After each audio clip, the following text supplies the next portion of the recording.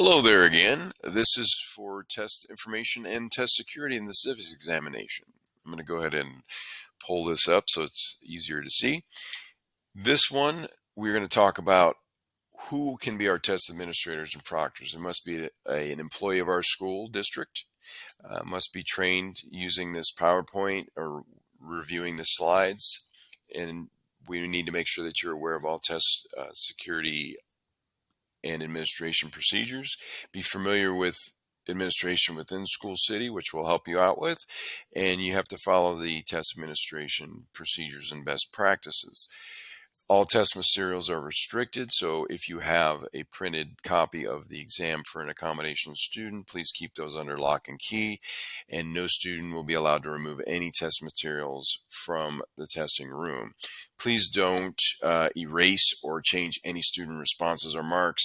Have that student come back if something's not clear and make sure they erase and bubble it. It's just a good check and balance for you. Test security, just keep these in mind when you're looking at violations and unethical behavior. Please don't screen record or capture any images, discuss any test items, or examine or review any content with the student during or before the test. Test security also, please make sure that you don't give any hints or gestures toward your students when they're asking questions about something, or have them or instruct them to go back and redo or reread responses after they've already finished the test. And please review students' responses. Don't review students' responses during the test. Just allow them to complete the test and submit the test, and please don't review it with them. When you've read or seen this videos or read this PowerPoint, we'll want you to, your assessment facilitator will have you sign a test security agreement that says Civics at the top, and this will be scored or stored in our district office with me. Once they have all the test security agreements, it will be forwarded to me in the assessment office, and I will hold on to that.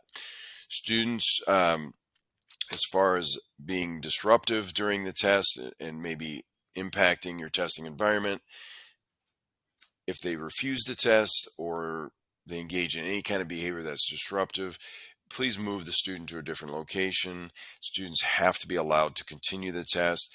Disciplinary action can happen after completion of the test, but this is a graduation requirement, so we want to make sure they finish the test. Any devices, unacceptable devices, would be smartwatches, cell phones, anything that would aid them, as far as reference materials. So please don't have anything like that in your classroom. And you got a little snippet there of what's coming up, which is the paper-based testing and how to print it, but you don't necessarily need to look too much into that because you probably have, this is your a minority of your students that require paper test. So we will kind of help you along with that. Where we're going to focus most of our attention is computer-based steps in the next video. Thank you.